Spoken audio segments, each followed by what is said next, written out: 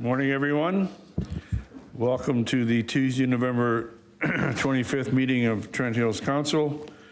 I'm Mayor Bob Crate, and I'll call the meeting to order at 9:30 a.m. This council meeting is being conducted in person. The meeting will be live streamed on the municipality's meeting portal and YouTube channel. We'd like to formally recognize the traditional keepers of this land, and specifically our neighbors of the Alderville First Nation, with a formal territorial acknowledgement.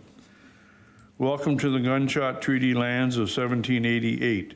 It is on these lands and on the shores of the Big Lake, the Mississauga and Nishnabek met with the Crown to facilitate the opening of these lands for settlement. Let us be reminded of the responsibility we all have in making sure we respect these lands and waters that give us life and sustain our livelihoods. We have the motion to adopt the agenda. Be resolved that the agenda for the council meeting in November the 25th, 2025 be received and adopted. Mover and seconder, Councillor English, Councillor Braheny. All in favor? That's carried. Thank you. Any disclosure of interest?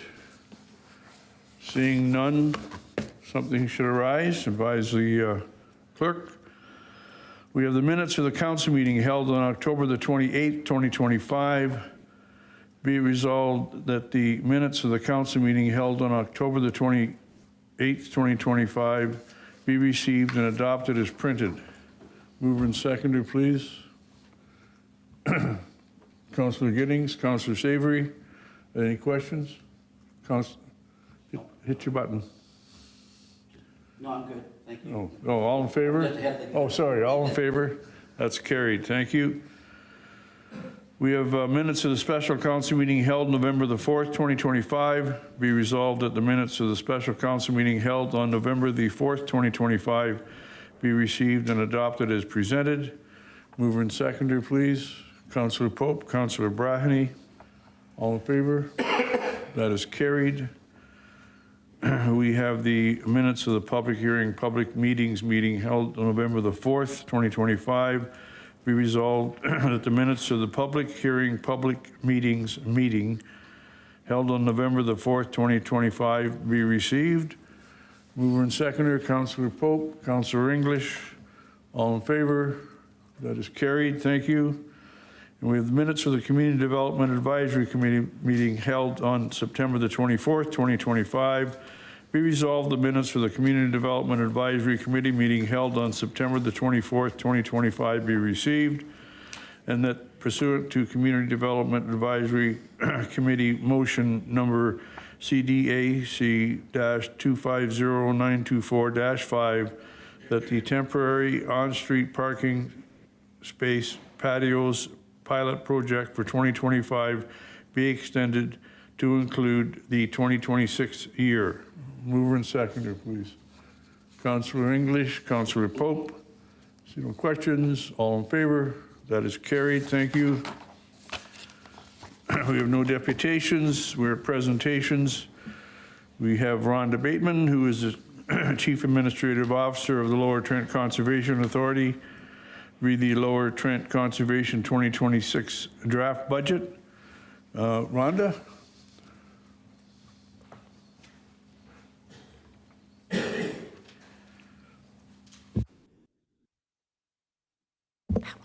Thank you. Thank you, Mayor Crate, and thank you all for the invitation to speak about our draft budget in front of council. This is an opportunity under our consultation process for myself and your representatives on our board to bring back any comments to our board of directors. I'd also like to point out I'm accompanied today by board director, Councillor Jeff Wielden from Brighton. Jeff was on our budget committee, and he is here to answer any further questions you may have outside of anything I may have presented. So basically, I'm going to outline our budget. So next slide, please. Oh, I get to do that, don't I? There you go. Sorry, thank you. I'm going to talk about our budget subcommittee, the facts about our budget, some our programs, highlights, and the municipal levy and next steps. So this year, our budget subcommittee was indeed our vice chair, Sherry Hamilton from Crammy Township, and Director Bobby Wright and Jeff Wielden, both from Brighton. Staff members were myself and our corporate services manager. The budget subcommittee met 4 times between July and September, and they went through a line-by-line investigation of the budget versions. Just to let you know, we are now on version 3, so it's not a one-time shot. So basically, Conservation Authority, as you know, is a service delivery organization. We have a spectrum of services, and it does require a varied range of skills, knowledge, and expertise to be successful. Staffing is about 70% of our budget, and general operations and capital stay around 30% of our budget. This year, we were using a consumer price index of 2%, and our cost of living adjustment was also frozen at 2%. We had a 10% increase in insurance cost estimates, and we talked to our insurance group. We are part of a larger insurance group, and they said 10% was probably a reasonable estimate. We have also estimated a 5% increase in property taxes, and we're not proposing any change in the number of staff in all programs paid by municipal funding. We are looking at merits at approximately $32,000 that are affecting 9 staff members. Excuse me. Just a refresher as to the programs that we provide. Many of these are Category 1 or leviable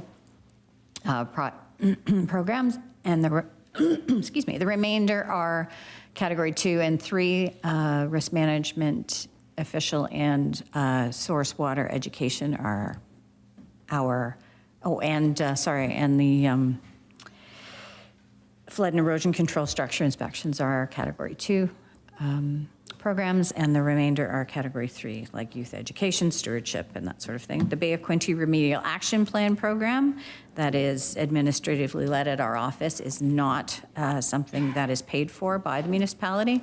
It is funded solely through federal and provincial funds. So some of our program highlights. So these highlights, thank you, show the many activity and events that were undertaken, specifically in Trent Hills. And there are other 6 municipalities that we have in our jurisdiction. Their highlights are presented within their presentations. Excuse me, and thank you very much.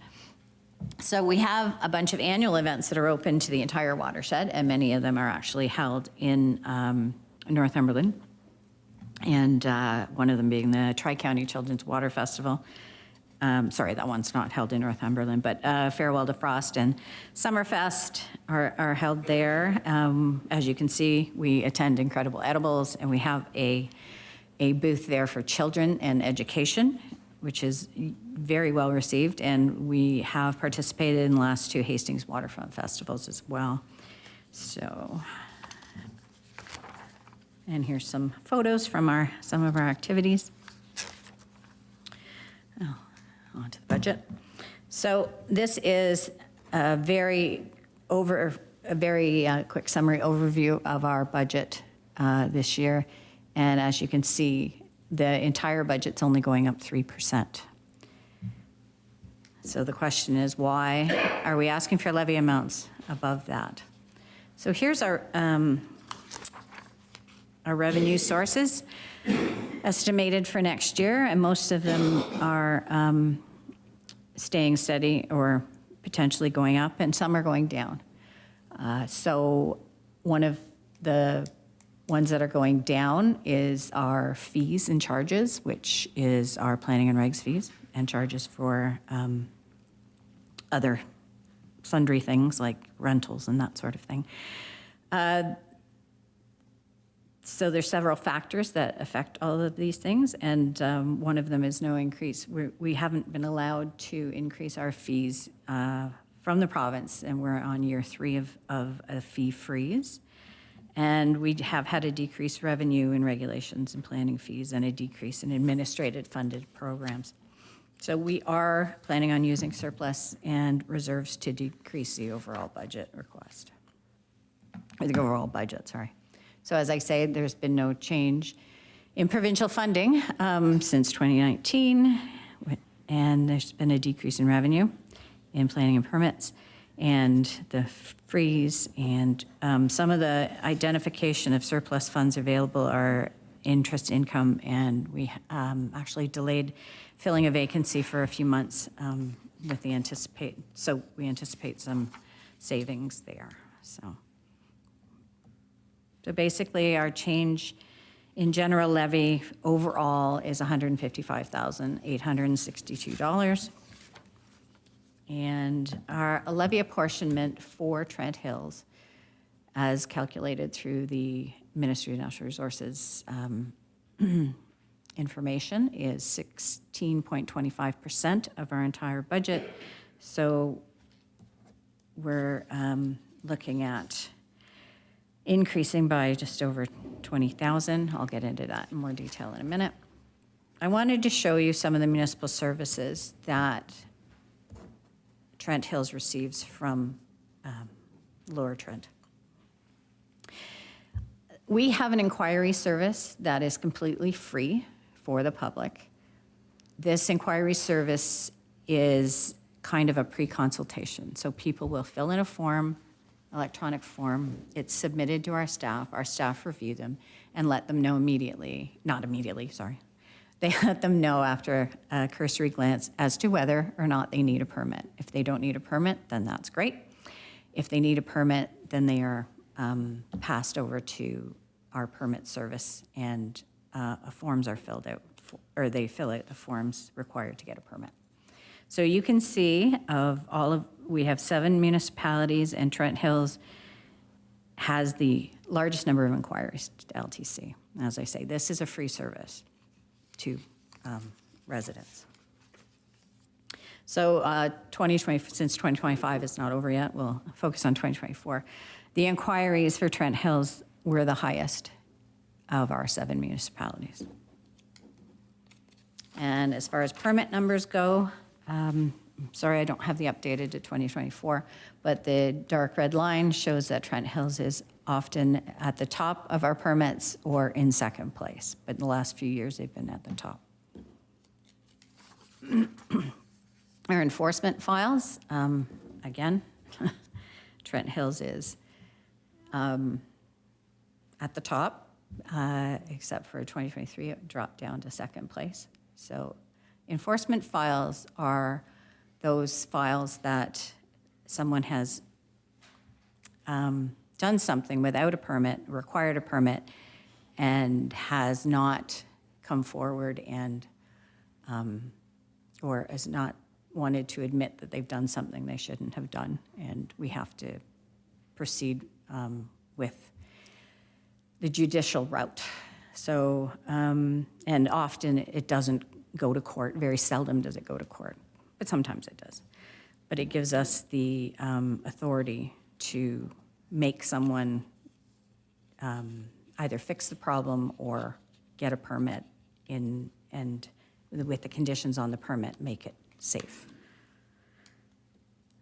So overall, Category 1 municipal levy increase request from Trent Hills is $24,185.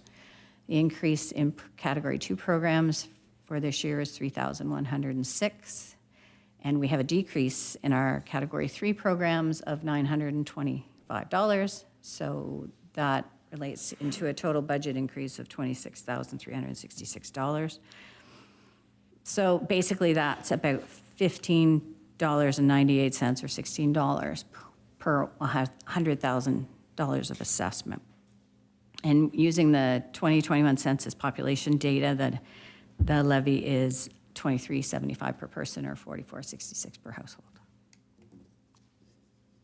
So our next steps is we are receiving comments from municipalities. I'm doing my presentations across most of the municipalities.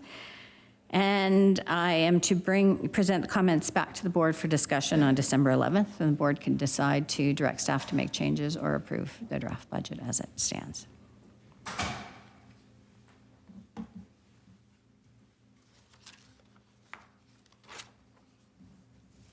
That's it. Thanks, Ron. Any questions from council? Deputy Mayor? Thank you. Thank you, Your Worship. Thank you, Rhonda, and thank you, Jeff, for being here today. On page 9 of your budget package, the line of staffing, it has an increase of 104,589. How many of these are new positions within the authority? For next year?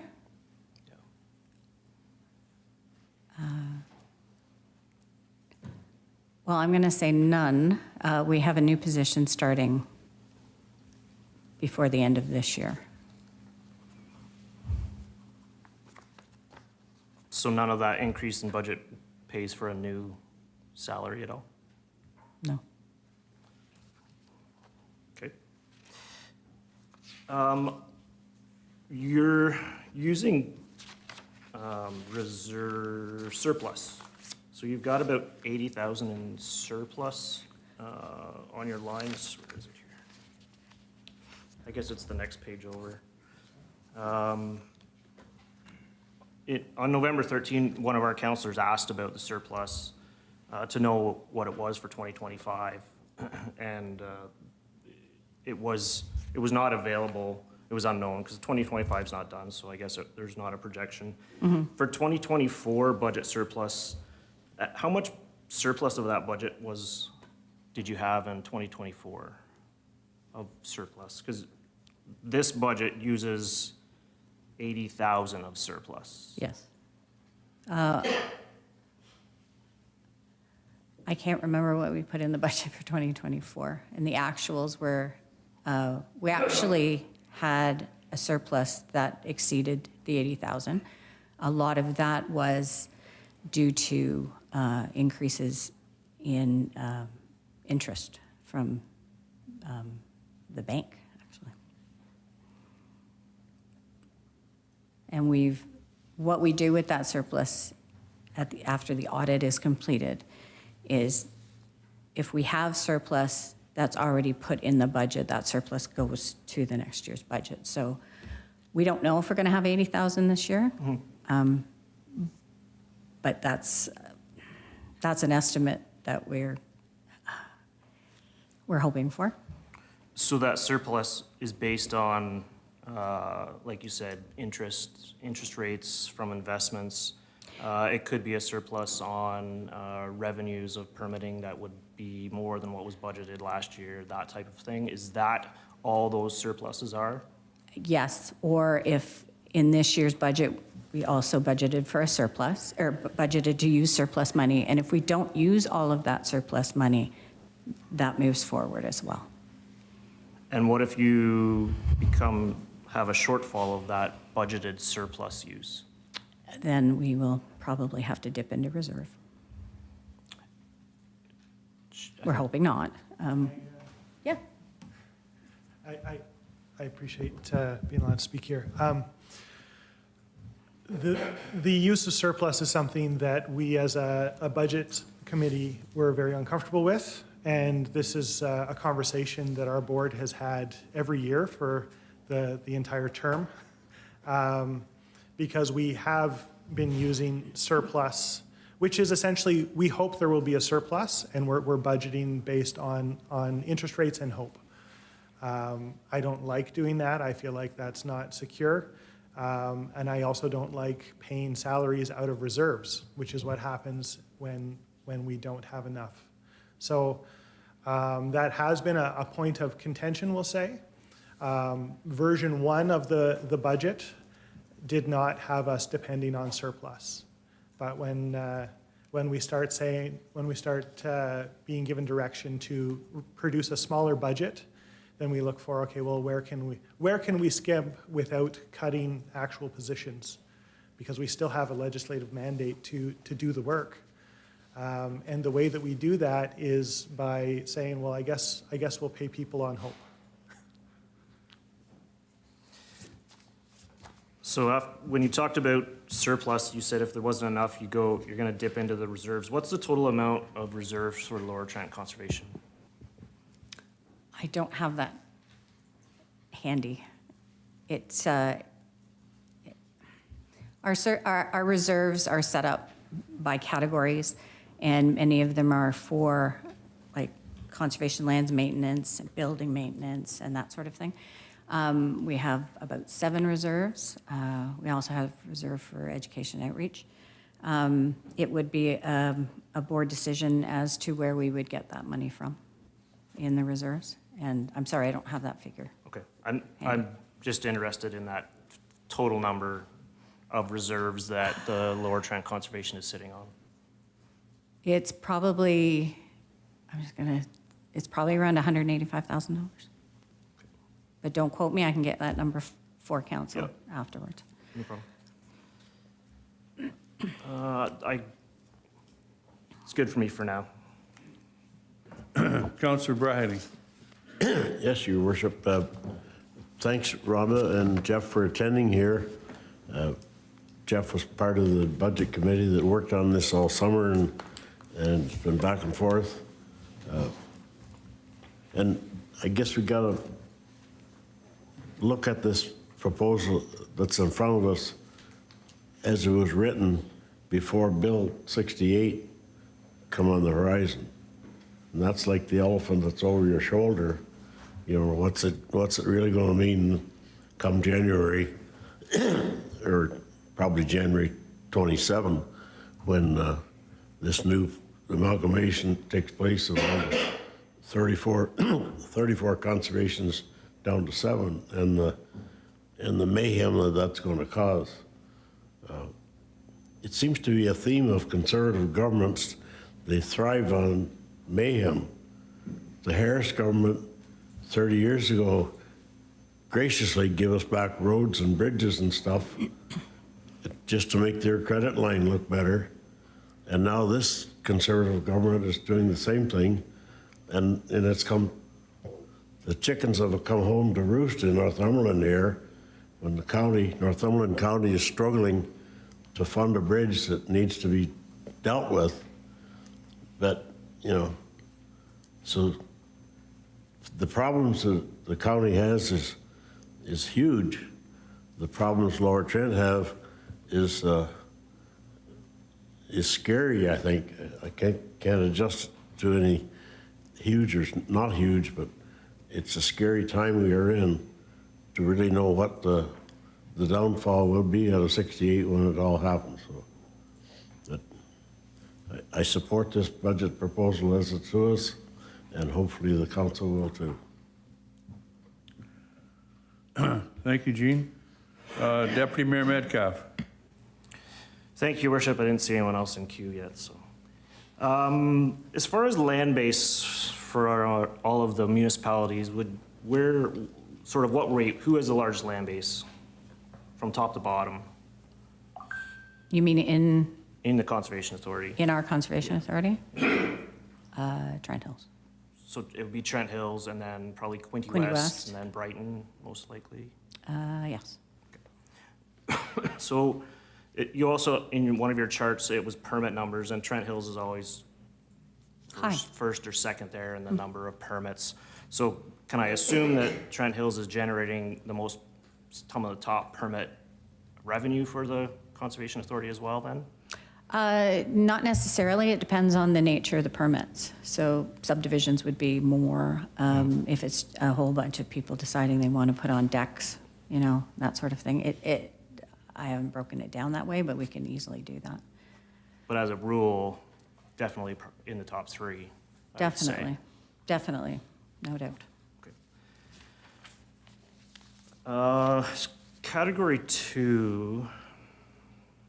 Sorry, I just have to find it here.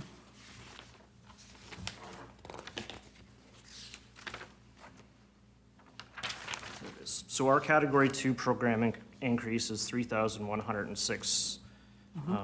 Dollars. So that's both the RMO service and the education part as well. That's our. And the flood and erosion structure inspections. Yeah. So in our RMO, and I just, I guess I just kind of saw the fine print. Where is it here? In the MOU? Yeah, sorry, the MOU.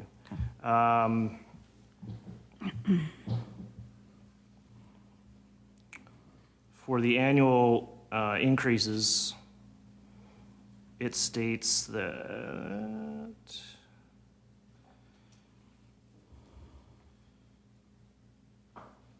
it follows the levy, the full levy of the authority. So if this year the levy's 8.3, the MOU for the RMO automatically goes up by that same amount. Yes, but it's not restricted to that, I don't think. No, it's that or more. Yeah. Yeah. So the services of the RMO, how does it follow with just the general increase in the levy?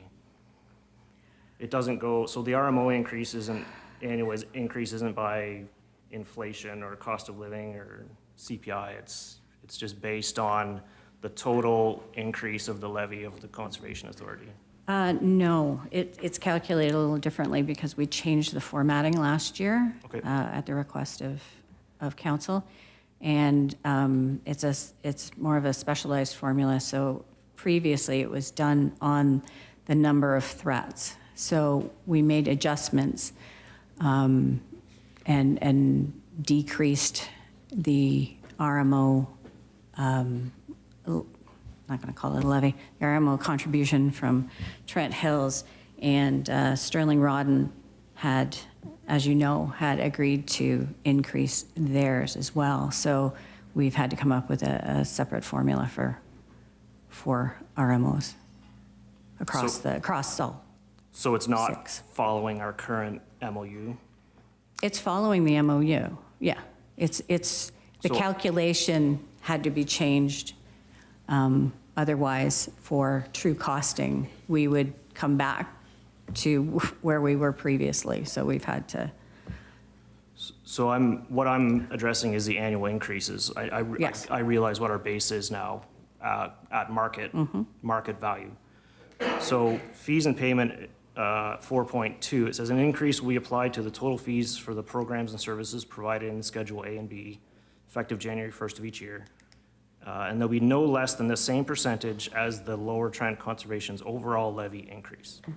So what I'm saying is, so now initially you may have just had that formula, but now we're just going on the increase of the overall levy. So if capital increases, if operation increases, it's at minimum will be no less than the same percentage. So if your overall levy goes up 12%, our RMO goes up 12% at minimum. at minimum, but if we don't raise it that much, then would you want us to? But it hinges on something that is not specific to the risk management official, right? That increase isn't specific to that program, it's specific to the full levy. Yes, but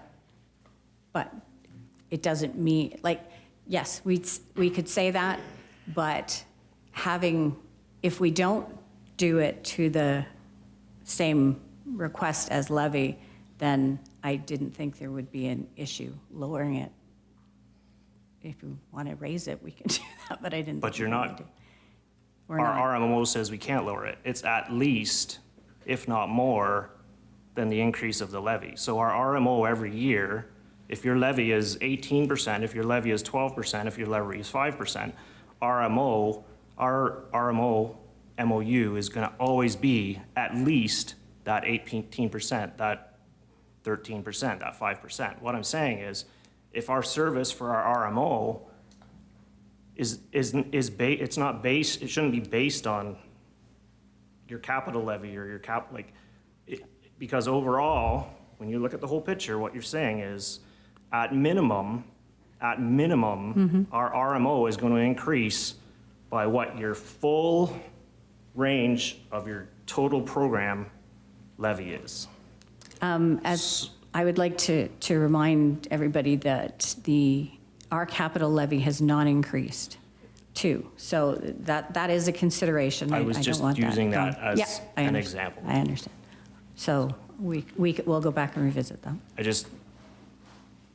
If the RMO service that we're getting isn't going at that same rate as the full authority, then, you know, why would our RMO raise at that same amount? So that's just a point to look at. Councillor Brodney brought up Bill 68, and the Schedule 3 is the main part of that for the conservation authorities going forward, and the new changes that are going to happen, and they'll take effect essentially next October when councils change. What's your stance on the current proposal changes? My stance or the board's stance? Your stance first, the board stance.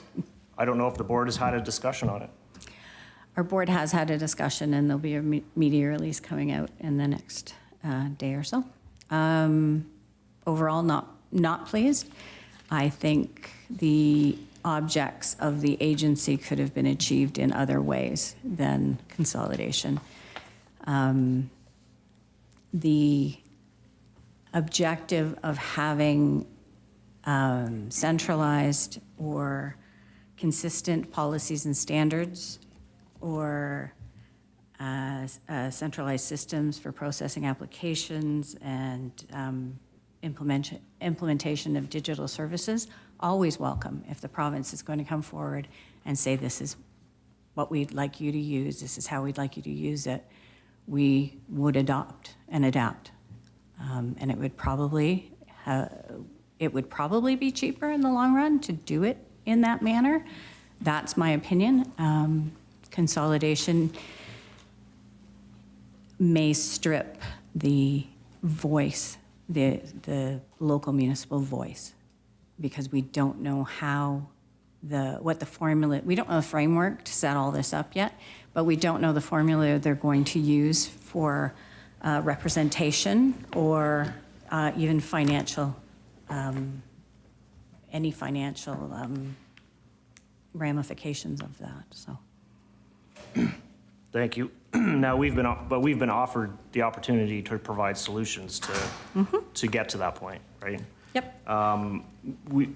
We have 3 conservation authorities on that in our area, Yes. and I would say they're vastly different. And by vastly different, not just watersheds, but by services, by fees, by costs to municipalities. So if conservation authorities were willing to get that consistency, why hasn't it happened already? There was no mandate to do that.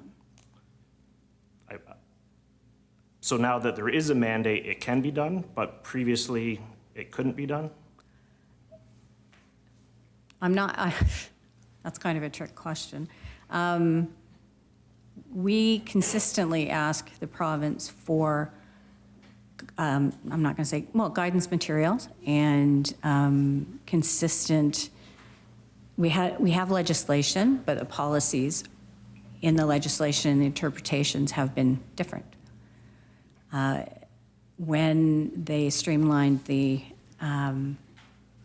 conservation regulations down to 1, that should take away quite a lot of inconsistency. However, there have been local decisions made at each conservation authority and how they handle different aspects of different programs. And that is where the inconsistency lies. And it's not always a bad thing, because consistency, so what happens in, say, Essex region may not be what needs to happen here. So As far as the consistency with permitting and introducing an e-permitting system, of course that's welcome. That sort of efficiencies make a whole lot of sense. But not every CA has the financial capability to adopt that. So if the province is going forward with this in this manner, if they're funding it, that would be a whole other ballgame. If they came forward and said, here, this is what we'd like you to use, that will, because efficiencies right across the board, why wouldn't we? Of course we would. There are a lot of things that can be consistent and a lot of things that are locally driven and need to be locally driven. Yeah, I agree that the local voice is still important, and I think there's a solution to determine that. Interpretation is something that is a word that you used, and I think that is a key word that's a challenge between authorities, because the interpretation of the act in one conservation authority will allow a permit to pass through with just staff review and go on. If the same application was put into another authority, the interpretation would cause a hearing. So I think that's a lot of the reason and the challenges is that the interpretation between authorities can be so vastly different that individuals that are working with one authority versus another authority are getting completely different viewpoints, and it's making it very difficult across conservation authorities to do business. So I think that's a piece, and I welcome that change as well. Thanks, Rhonda. Councillor Pope. Through the chair, we'll go back to something simpler that I can understand. We thank you for the budget. You were working within provincial constraints and so forth, and I think the number is something that I can work with here, and we'll do, the changes will be in the future, so. Thank you. Councillor Savory. Thank you. Through the chair, thank you, Rhonda, for your presentation. This budget, this draft budget, when you look at the numbers and you look at where the future is going for our conservation authorities, why wouldn't the board look at using up some of the reserves rather than increasing the levies for the next year? Because if there's approximately 185,000 in reserves, when you look at the new 2027 budget that's going to come up with the new authority, this whole budget will be obsolete and have to be reborn again. And there will be conservation authorities that will be sitting in the same position where do they put stuff that they have already in reserves and combine it together with the different authorities into one, or do they start from scratch again and with the province's help? And my second question would be, when the directors board looked at this draft budget, did they all agree to use this draft budget to present to the municipalities? I'm going to answer the second question first. Yes, all the board members, it was a board resolution to move forward with that draft budget. Was that a recorded presented. vote or just a vote? No, it's just a vote.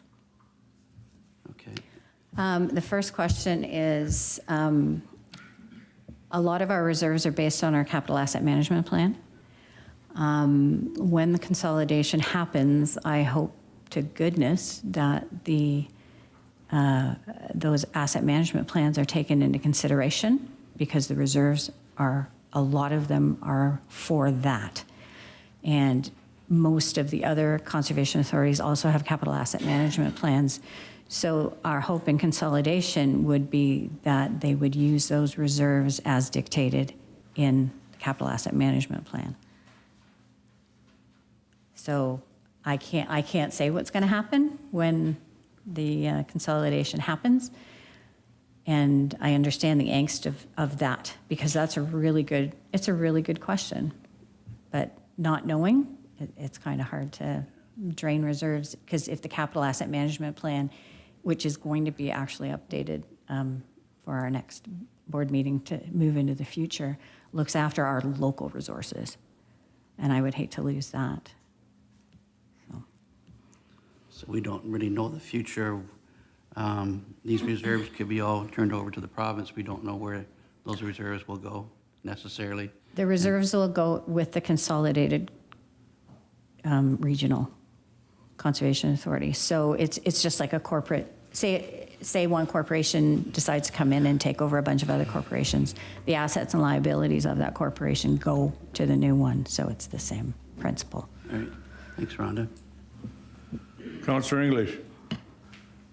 Thank you, Mr. Mayor. Thank you, Rhonda and Jeff, for the presentation. Just to kind of answer Councillor Savory's concern, like, there's not enough questions answered here. So I almost think that we have to take this as business as usual approach almost, because we don't know what's going on. And on speaking on the bill, I guess the best word to describe it is scary. It scares me to think what kind of local representation that we will have here, if we have any at all. When they're looking at, I think the one rumor was, Ron, anywhere from 5 to 10 board members per region. That's for the agency. We don't Okay. know what it would be for the region. Okay. But it's still, you know, hopefully there is representation, but we don't know that for sure. So that's the scary part of it all. So anyway, it's really hard times right now as to think until we get more information. So anyway, I am looking for direction from this council because there will be a budget vote, I'm sure, in December. So far I have heard from Councillor Pope, but would appreciate any other comments as well from other councillors. Thank you. Thank you. Deputy Mayor. Thank you, Your Worship. Yeah, just to go back to reserves for a bit, Rhonda's completely right. Taking those reserves and draining them is not a financially stable or a good option for any conservation authority. And I think the saying that the bill is scary, sure, everything new is scary, but let's be a positive voice. Let's find those suggestions that are going to benefit the local authorities, that are going to benefit the local municipalities. What are those important things that still need to be in place? There's ears out there that are still listening. Like, it's not completely shut down. I know that there's a strong way forward, there's a strong path, but this is our opportunity to actually give good, concrete suggestions on how this should go forward. How should we get rid of those inconsistencies? What can we do as if it goes into a region, how is that going to work? You know, how are we still going to be able to represent our local communities, local municipalities? I think there's an opportunity, and we need to look at it as an opportunity and not a downfall. But yeah, completely right. Those reserves need to be kept. We can't just drain those just because we think in October, you know, every piece of paper is going to get ripped up and we're going to start from new, because that's not the way it's going to happen. We need to adapt. We're going to be adapting here. So those, and that's a great point. Keep those reserves with those asset management plans. Keep those reserves with that have been there because they're private donations for a certain conservation area, for a certain aspect of the authority. Those are great suggestions. Those are the suggestions that we need to be putting forward. It's not, we can't be digging our feet in at this point and balking and saying, no, this isn't going to happen, because it's going to happen. But we need to have it so that it works to the benefit of both the local authorities and the local municipalities. I have no problem, Councillor English, having you go forward with this budget. There's aspects of it that, sure, I had questions on and I want to get answers for and clarity. But I mean, overall, like a lot of the board members said at your last meeting, it's not a huge impact over the whole scheme of things, but a lot of it, for my questions, were what are those ongoing implementations for our municipality? So, thank you for that. Thank you. All in? I'll read the resolution. Rhonda, yes? Could I add one more thing? Comments on the ERO posting for the consolidation close on December 22nd. So I'd encourage anyone who would like to make comments to do so. Did you say November 22nd? December 22nd. Oh, December. Well, I was going to say, a real concern. Just before Christmas. Yeah. Okay, thank you. Thank you. Thank you for your presentation. I'll read the resolution. Be resolved that the presentation presented by Rhonda Bateman, Chief Administrative Officer at Lower Trent Conservation, read the Lower Trent Conservation 2026 draft budget be received. Mover and seconder, please. Councillor Braheny and Councillor Pope. All in favor? That is carried. Thank you. And once again, and thanks for coming up, Jeff. We're at reports from municipal officers. We have staff report BLD 2025-009 regarding building department activity from July to September 2025. Anything to add to this report, CBO? Through you, Mr. Mayor, no, not at this time. Any questions from council? Deputy Mayor. Sorry, just trying to reorganize myself. On the chart, under commercial, industrial, there's one new and one mechanical, but they both have 0 construction values.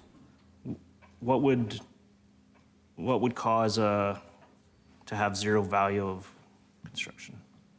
Through you, Mr. Mayor, that would be considered under the county for the plumbing, as county does contracting for the plumbing on that. So that fee would be directly to the county, not through the municipality at this time. For the time being. For the, yes. Thank you.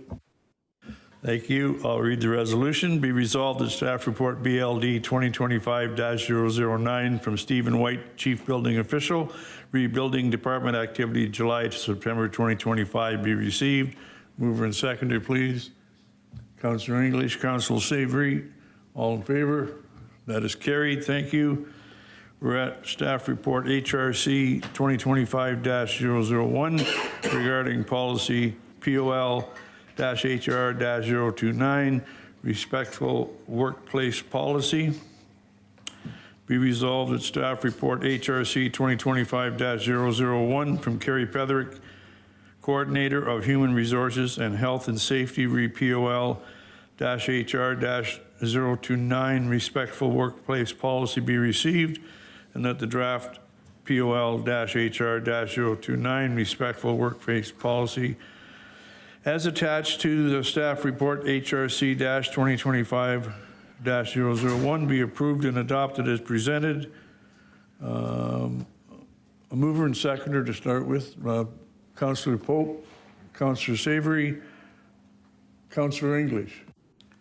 Thank you, Mr. Mayor. Having read this policy, it really made me sad and feel very unfortunate that we've come to this point.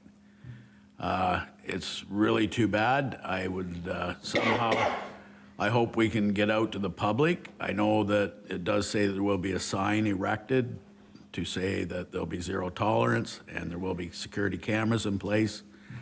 But I don't know if somehow the municipality could educate the public on this in a better way or not. I don't know. I don't have an answer to it.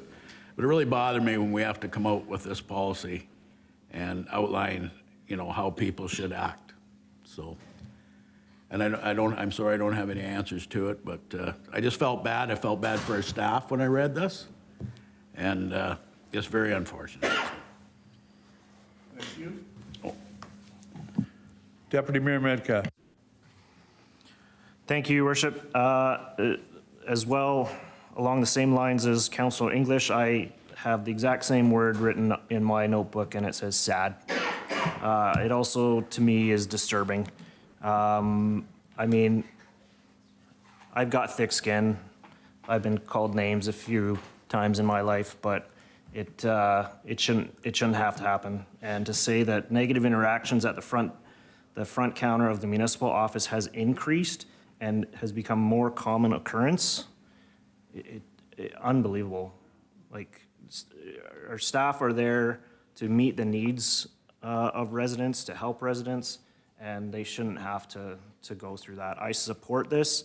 I again am sad that we have to put this in place, that people think that they are above others to be able to treat people like that. And it's not just the front desk. I've heard of I've heard of our recreation facilities that have had the same negative interactions from individuals, and it's sad. It's terrible that we've come to the point that we have to put a policy and pass a resolution and put it in action as to how individuals' own reactions and to people have to be policed. So unfortunate, but definitely support if this is what we have to do to keep staff safe and allowed to work without harassment. Thank you. Councillor Savory. Thank you, the chair. Totally agree, Deputy Mayor. It's sad. Now, do we know, wasn't the province at one time going to reintroducing a similar bill for the province-wide? Or am I dreaming? Does anyone know, anybody? Well, at this point, I'm not sure, to be honest, but at this point, there is no legislative requirement to have a policy such as this. I mean, there is for internal situations, like amongst staff. There is a legislative requirement to have a workplace harassment policy in place, which we've had in place for many, many years since that requirement came to be. So this one is more of a outward, right, dealing with members of the public. And it's really at this point just a best practice. And it's something, there's no shortage of examples out there of municipal policies similar to this. And I think the staff report actually references to a recent survey completed by AMCTO, and just, it just, based on that data, it just shows that it is, unfortunately, a trend. It's not getting any better, so, municipalities are being encouraged to put in place policies such as this, but at this point, I'm not aware of provincial legislation coming down the pipe. Okay, and so are we proposing then signage in each of the public places where, to educate the public, as well as making sure staff understand the new policy that we're creating here? So whether they're in the arena, or whether they're in the front office or any field house, whatever, that signage will be available to help educate those individuals? Yeah, that is the plan. And in terms of anytime we develop an internal policy, there's a training component to that. So staff will, it will be circulated and staff will sign off on that. So they're aware. This policy in particular does outline that procedure in terms of what to do if they are have an interaction such as this. So I think it's very important that staff, be aware of the policy. And as for signage, I mean, the initial plan, this policy really came about due to escalating and increasing incidents at the municipal office. But certainly it will be rolled out, municipal-wide to our other facilities as well. And finally, would it help protect some of our counselors too?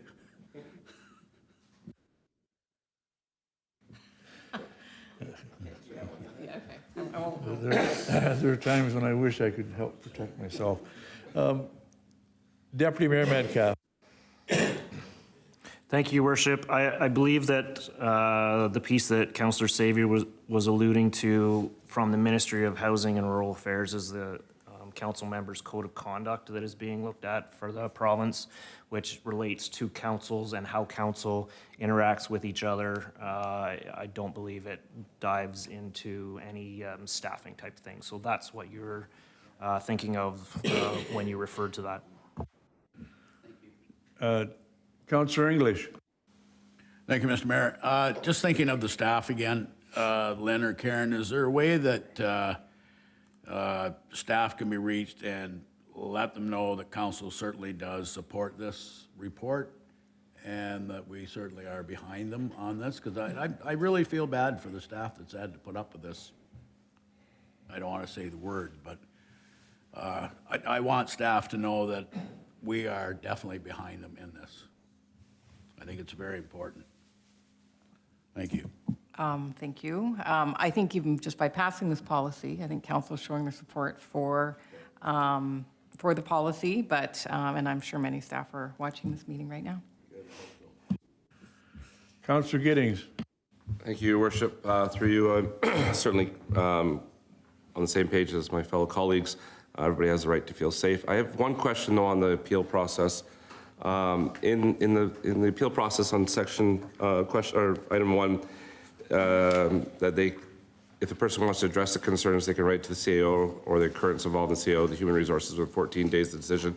I wonder, is that long enough time for appeal process, given some of the restrictions that we have with members of our community, access to technology, that kind of stuff? I wonder, like, is that enough of a time, given that this is sort of an all-encompassing policy?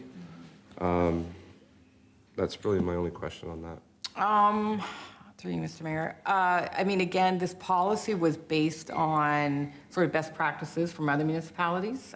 So that's where that time frame came from. That's other policies that we reviewed. Having said that, if it's determined that that isn't sufficient time, I mean, if we're having complaints about that or something of that nature, there's no reason why it couldn't be revisited. Our policies are typically reviewed annually anyway, so any aspect of that could be revised if need be. I'm not suggesting it is. I'm just, with accessibility and all that, I wondered if it was, that's all. Thank you. Deputy Mayor. Thank you, and I hear what the councillor is saying. My thought on that is if a person has gotten to the point where municipal staff have had to use this policy, I think 14 days is lots. I'm pretty sure after they get a notice at 14 days, they are quite understanding of what they did wrong or what they shouldn't have done, or perhaps they're not, but at least they know why they received this letter. So it can be a moving target. We can see how it goes, but I wouldn't take it lightly if someone has to get this policy used against them. So. Thank you. No more questions? I'll call the question. All in favor? That is carried. Thank you very much. We're at staff report EDC 2025-014 regarding Community Improvement Plan application 2025-08 4 Street, South Campbellford. Be it resolved that staff report EDC 2025-014, Peter Burnett, Director of Community Services, be received, and that Community Improvement Plan application funding request from the owner of 4 Front Street, South Campbellford, Kazi Mersani, be approved to an upset limit of $5,000, and that the appropriate bylaw be brought forward for council's consideration, and that the applicant be advised of the council's decision under the Director of Community Services signature. Mover and seconder, please. Councillor Brady and Councillor Pope. Deputy Mayor Metcalf. Thank you, Worship. I did try to go and find this information. I think this is the 3rd or 4th application for this property. What's the maximum amount of dollars spent, allowed to be spent? I know this is Kier's wheelhouse. Through your worship, when I looked back in the historical applications, I didn't see like over 3 applications. So I don't have an answer in the to the maximum limit. When I reviewed the CIP information, I didn't come across that, but it can definitely be looked into. Okay. Thank you. Thank you. I'll call a question. All in favor? That is carried. Thank you. We're at staff report planning 2025-59 regarding consideration declare land surplus to the needs of municipality, unopened portion of road allowance between concession 13 and 14. Be resolved that staff report planning 2025-59 from Cameron Law Planner be received. Read declaration of surplus lands that the unopened portion of the road allowance between concession 13 and concession 14, township of Seymour, Trent Hills, be declared surplus to the needs of the municipality, and that the appropriate bylaw to declare the road allowance within the concession 14 as surplus be brought forward for council's consideration, and that staff proceed with the process of stopping up, closing, and conveying of the unopened portion of the road allowance legally described as Part Road Allowance between Concession 13 and 14, Seymour, a triangular shaped piece to the east of Part 2 as seen on Plan 39R 574, Trent Hills, to be identified as a new survey set out in more detail below. There's noted below. The mover and seconder, please. Councillor Pope, Councillor Briny, any questions? All in favor? That is carried. Thank you. We're at Staff Report Planning 2025-060 regarding assigned name to newly assumed road in municipal road system, Lockside Drive, Meyers Island, Northumberland Summer Resorts. Be it resolved that Staff Report Planning 2025-60 from Cameron Law Planner be received, that the lands described as PIN 51190-0456 LT in brackets, Part Lot 6, Concession 2 being Part 1 on Plan 39R 150049 and Part 2 on Plan 39R 10892, subject to an easement over Part 2 on Plan 39R 10892 as in ND 187944, and the lands described as PIN 51190-0467 LT in brackets, Plan Block BX Plan 487 being Part 1 on Plan 39R 10892 in the geographic township of Seymour be named to Lockside Drive, and that the appropriate bylaw be brought forward for council's consideration. I hope nobody tries to find that road on my description. Mover and seconder, please. Councillor Pope, little help here. Councillor Giddings, Councillor English. Thank you, Mr. Mayor. The easement, Cameron, that is for the, Through the mayor, that is for Hydro One. Right. There was historical easement over the Northumberland Summer Resorts land to access the locking dam and generating station at the south end of Meyers Island. very good, thank you.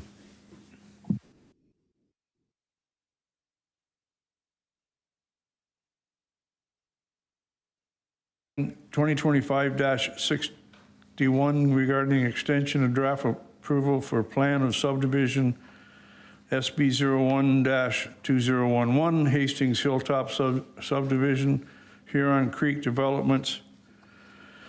Be resolved that staff report PLN-2025-61 from Cameron Law Planner be received, and that the extension fulfilling the conditions of draft approval for plan of subdivision SB 01-2011, Hastings Hilltop subdivision, Huron Creek Developments be approved to December the 31st, 2027, and that the developer be advised that the municipality requires notable completion of the conditions of draft approval for subdivision application SB 01-2011 during this extension, that failure to demonstrate notable completion of the conditions of draft approval for subdivision application SB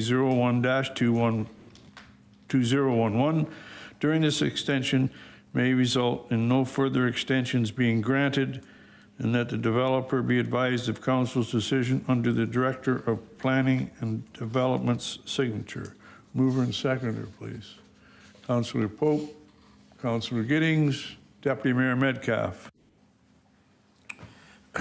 Thank you, Your Worship. I know that this file is fairly active right now. Either, I don't know, Cameron or Jim, where is it at, and where do we predict maybe we're hoping it to be in with this extension till 2027? Through the mayor, currently, from what I've heard from their consultant, who's been the main point of contact, is they're at the pre-sale phase for phase one. So they're trying to get some of the lots purchased ahead of time to help secure financing. If that fails, we might see the development fail, but it sounds like they were somewhat successful over the summer of doing this, so I imagine by the end of this extension period, there should be activity, unless things have gone poorly in the market, is just not ready for these units right now, and then it might be delayed, but hopefully we see construction, the subdivision agreement and the clearing of the final conditions the next year or two is what I'd anticipate if everything's going well. So on the study end of things, we're moving along, getting, like, those types of things are all complete, getting that cleaned up, so we're able to move forward with that subdivision approval. Yeah, through the mayor, most of the studies have been done. I think there's just a couple outstanding. One of the issues, of course, is we didn't get the funding for the upgrades to Front Street West that we had hoped from the province to help upgrade those. So I believe they'll have to also get part of the capital to do that, and of course any upgrades we do in the future too. But that's sort of where it's at. It's at that 95% stage where it's nearly ready to go, but there's just a few outstanding things that need to be resolved. And I don't know if you have anything else to add to that, Jim?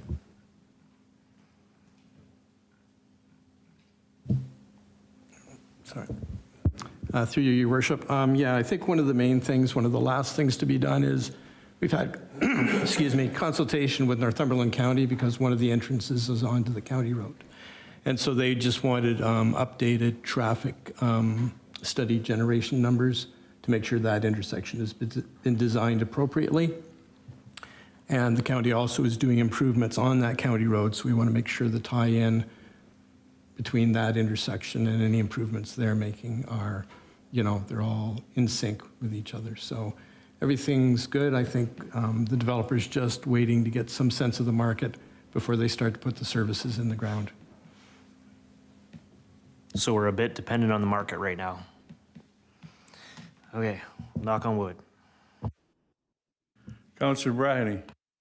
Your Worship, I'm getting frustrated by these developers that get so far along with a proposal and then they come back with another want that they want to downsize the size of the lots to create more lots. And I think reached the point I'm going to say no to this one. It's been hanging around since 2011. That's a lot of birthdays from now. And it's just, I realize it's not all the developers' problems that what has happened in the market conditions, but I've just reached the point they're going to start to say no. And if you've got a proposal to bring it and chase it and make it happen. Thank you. Thank you. Call the question. All in favor? Carried. We're at Staff Report Planning 2025-64 regarding severance consent application B19-2025, John and Kim Messacar. Be resolved that Staff Report Planning 2025-64 from Liz Stillman, Planning Coordinator, be received, and that severance consent application B19-2025 to create one new parcel be approved with conditions noted in the report.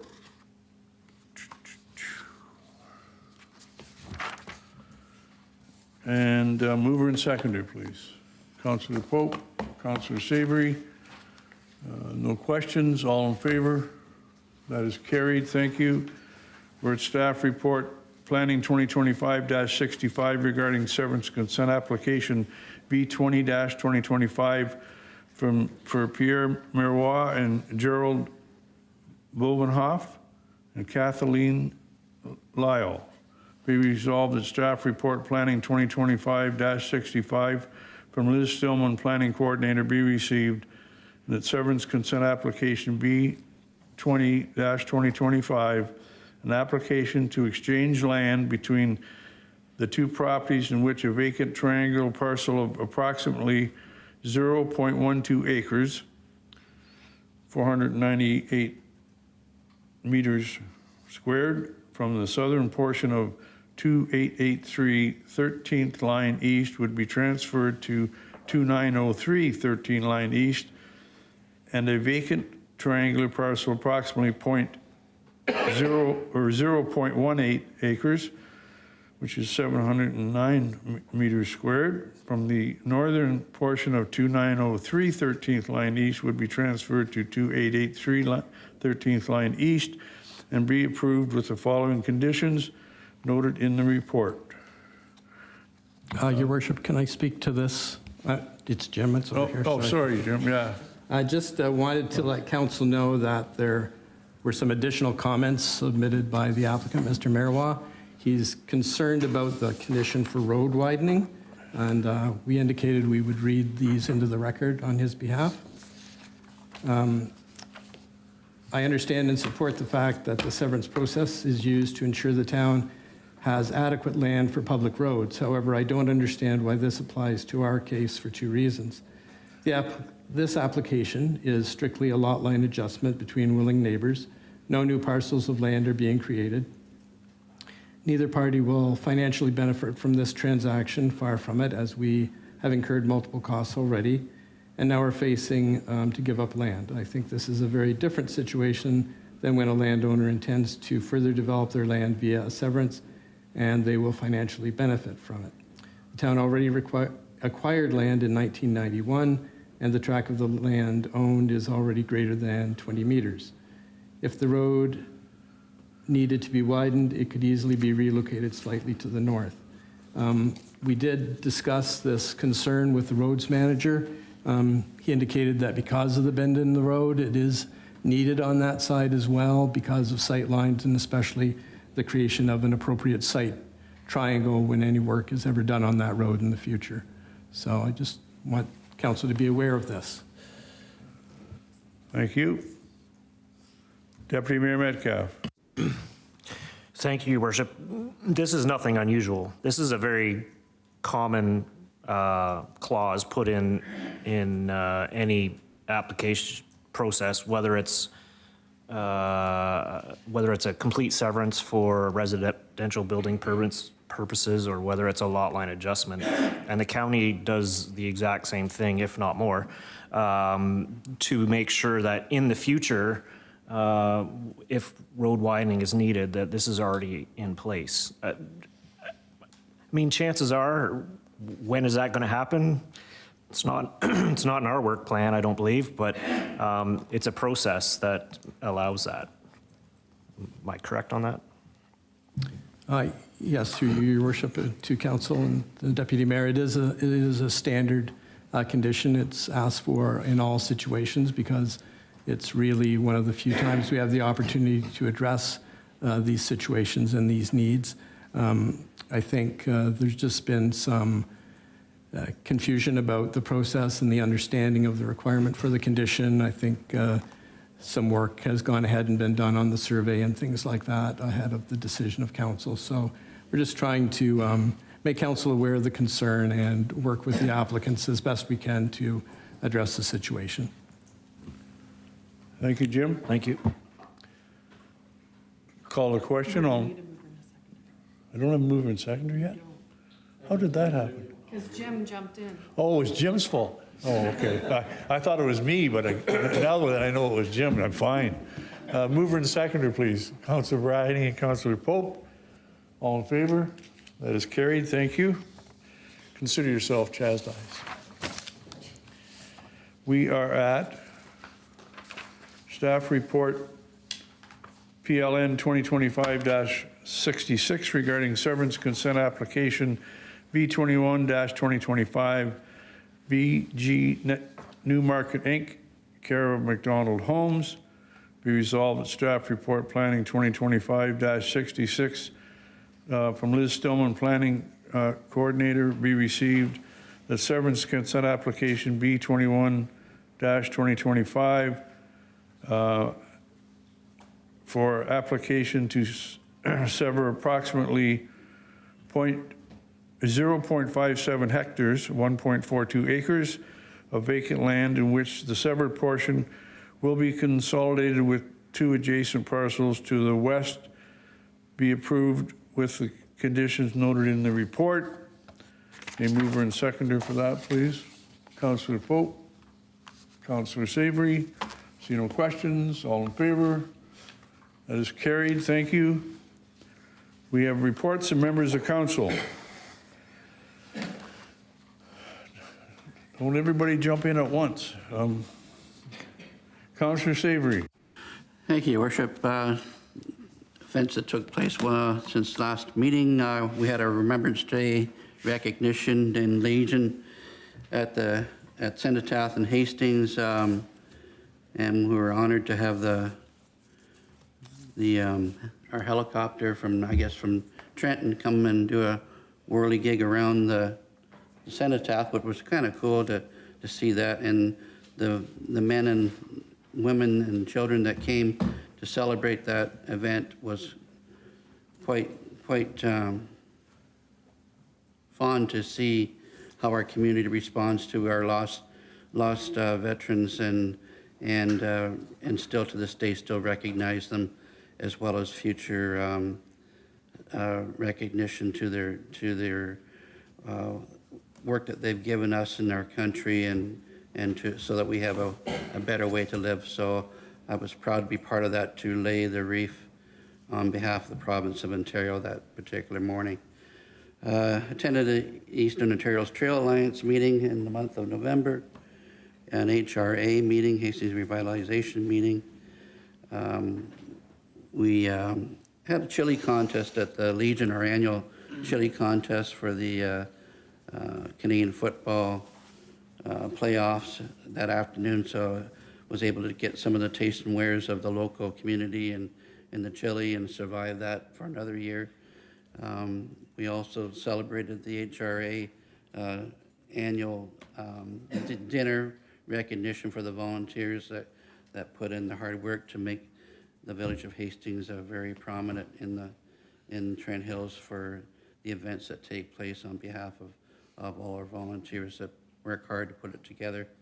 And then attended the Santa Claus parade here just last week in Campbellford, and marched along with other councillors and enjoyed the day, the afternoon, and even got to see the parade afterwards because we were leading the way through the parade, and the day was warm enough and enjoyable enough to get to watch that parade from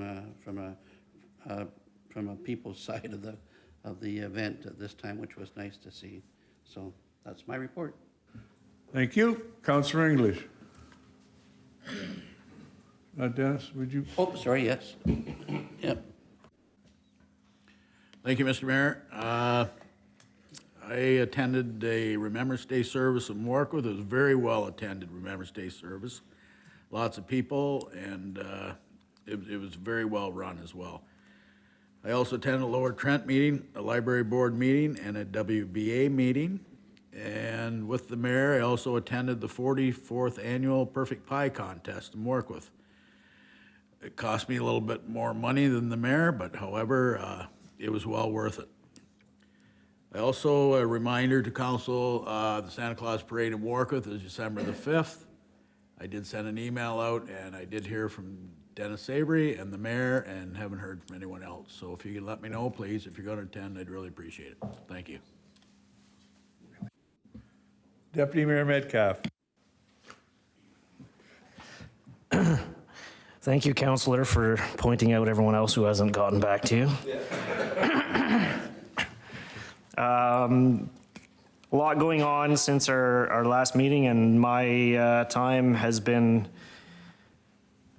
very busy with conservation authorities, as I sit on two boards and I'm chair of one, as Jean is chair of the other. So there's a lot coming down the pipe, a lot to take in.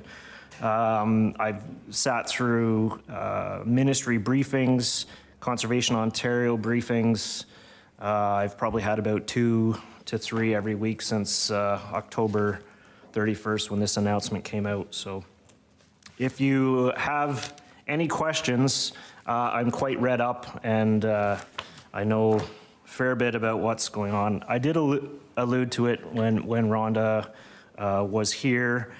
I think it's important that we be positive about this. I think it's important that we look at this as what do we need to protect? what are the supports that we need locally. And I said this earlier, but I'm reiterating it because I think it's important to say again. Two of the boards, Autonomy Region and Crow Valley, have received reports, but they have chosen not to go against the report or the province. I think it's an opportunity to make some changes, but to make some positive changes. And we as municipalities and we as conservation authorities need to be a part of that to direct that. Because if we aren't going to be a part of that, we're going to be told how it's going to be done. So there's an opportunity, and I think we need to take it. A little bit about budget. Autonomy Region Conservation budget was just passed. We have a 0% operating, 2.9% in Category 3, which is our education and outreach. 2.9% increase, and that's per our policy. Annually, it's a 3% increase just to meet the COLA and the inflation and those types for that education and outreach. And capital is $115,000 put into that levy. $55,000 of that is for utility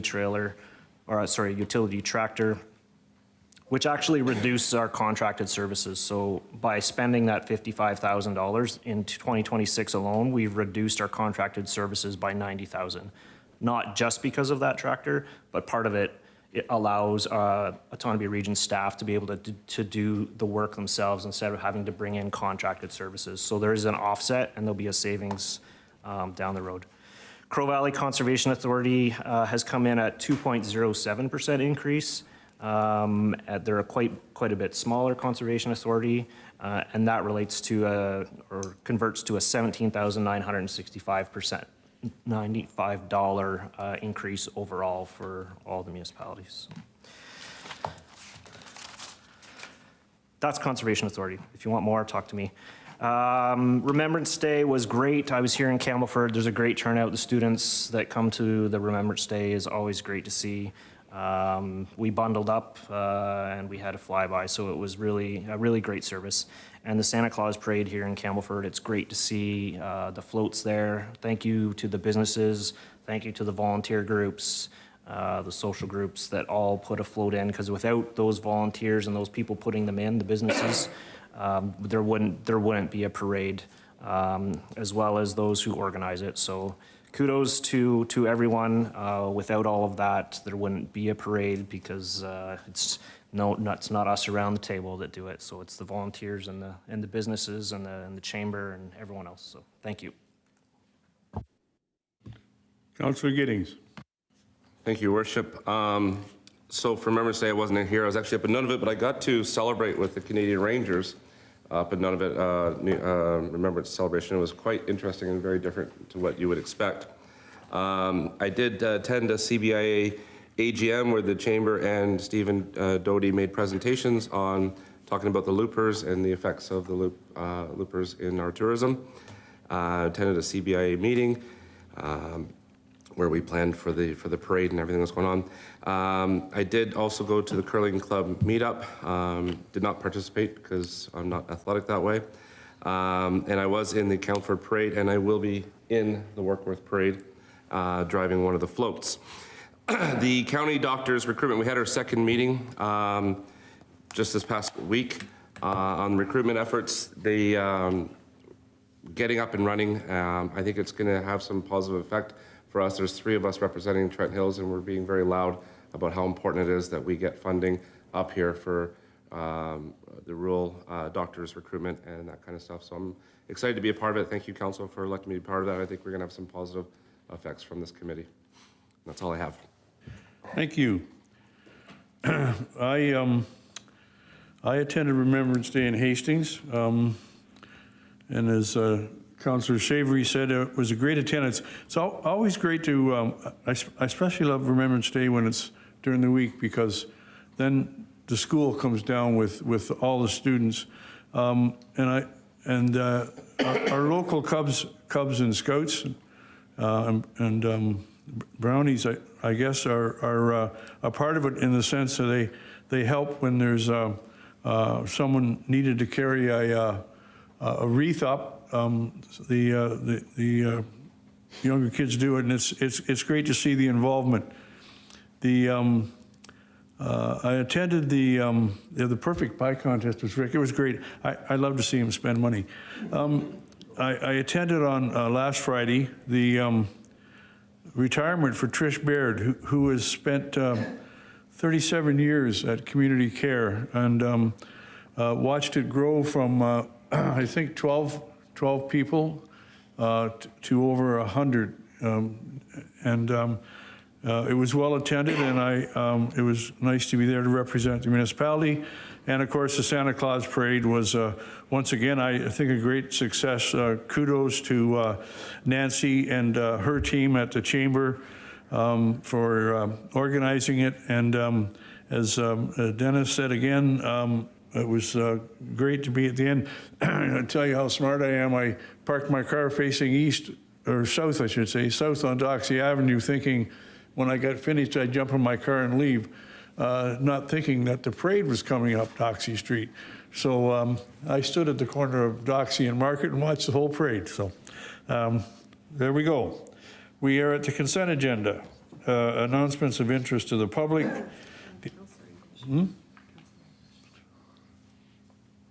Sorry, Councillor English. I just had a quick question, Mr. Mayor. The county budget, the proposal, was there money, I tried to dig this out, but was there money put in for the Campbellford Bridge in the 2026 budget? There is a reserve for the bridge in the budget. But was there any money put into that reserve in the 2026 budget? I'm not going to answer. I don't know the answer right now. I know what was discussed, and I can't just remember what it was. I know that we will have the 90% drawings are supposed to be coming forward in January, and at that time they will be approaching the province and the federal governments to look for funding for the bridge. And I have since then had a few more questions I have to get answered too on construction and so on and so forth. But I'll get you that answer. So the consent agenda. Announcements of interest to the public. We have the annual toy and food drive for November, December. We have the Northumberland OPP reports. We have detachment board meeting minutes from September the 12th, 2025. We board report for the Northumberland County for September 2025, and the board report for Trent Hills for September 2025. We have the proclamation and lighting community flag raising request, the Stomach Cancer Foundation of Canada and Stomach Cancer Awareness Day of November the 30th, 2025. We have the proclamation, lighting, and community flag raising request from Cornerstone Family Violence Prevention Center, Wrapped in Courage, November the 25th, 2025 to December the 10th, 2025. Be resolved that staff recommendations with respect to consent agenda items 9B to 9D be adopted as printed. And mover and seconder, Councillor Pope, Councillor English, Councillor Savory. Thank you, Your Worship. Just a correction in the proclamation for the Wrapped in Courage. It should be December the 10th on the proclamation and date on the application form. They put down October the 10th. So just a correction on that. Make sure the application's correct. Thank you.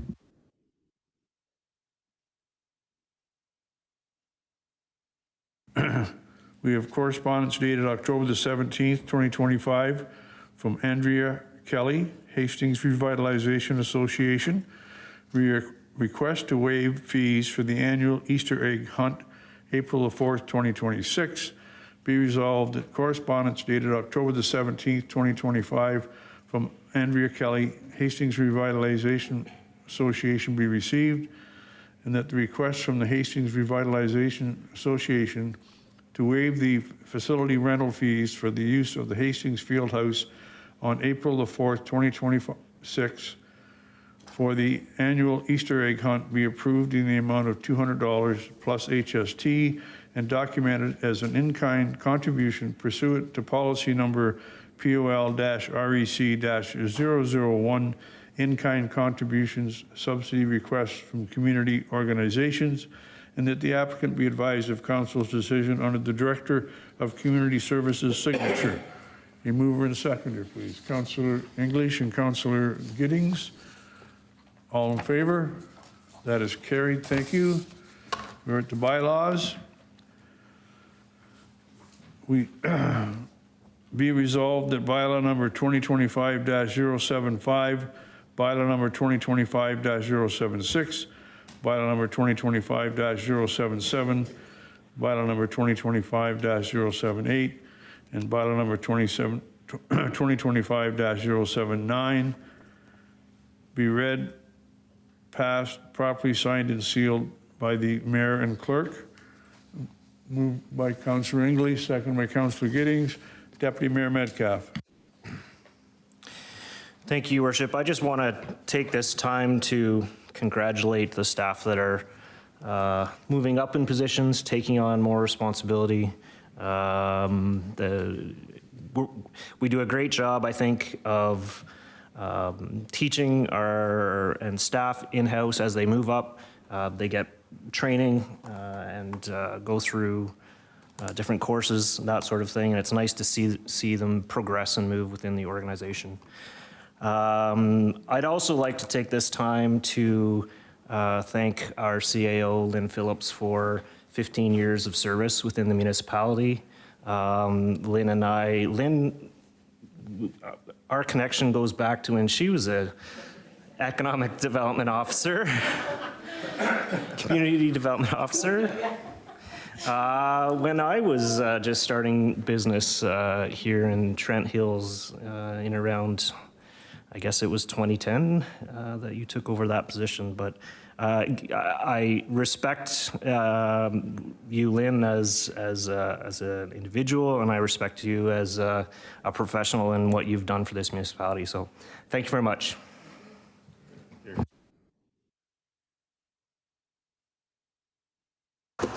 Thanks, Deputy Mayor.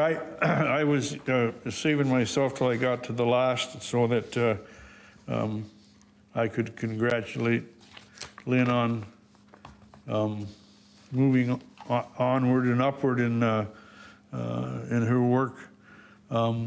It's been my pleasure.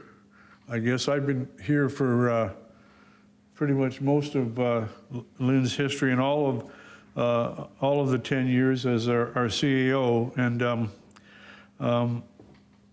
I would just be remiss not to say that she has been the epitome of professionalism and has guided us very well through some very trying times. So looking forward to hearing how things go in your new endeavor, and thank you for your time here. And now we get to pick on Karen. So we're at the, did I get a mover and seconder for the North? I did? All in favor? That's carried. We are going into a closed session. Be resolved that we now go into a closed session at, well, you don't have a clock, 11:03 a.m. to discuss acquisition, disposition of land, and update on Hastings and Campbellford arena lands. A mover and seconder for that, please. Councillor English, Councillor Giddings. All in favor? Take a minute to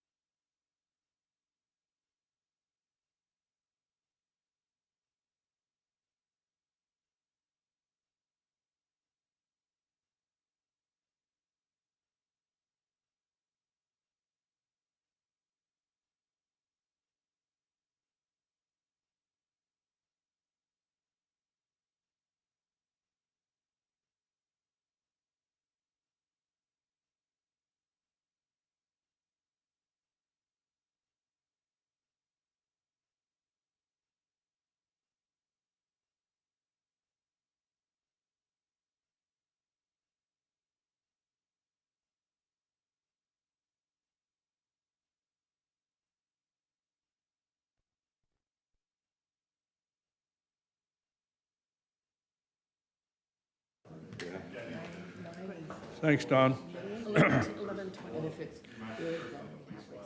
Be it resolved, we now rise at 11:20 and report on closed session items 13B.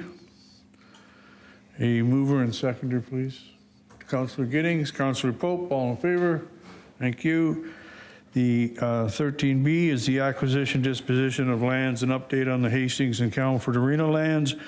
Be resolved that the verbal update from Jim Peters, Director of Planning and Development, read the acquisition disposition of land, the update of the Hastings and Campbellford Arena lands be received, and that staff proceed as directed. You mover and seconder, please.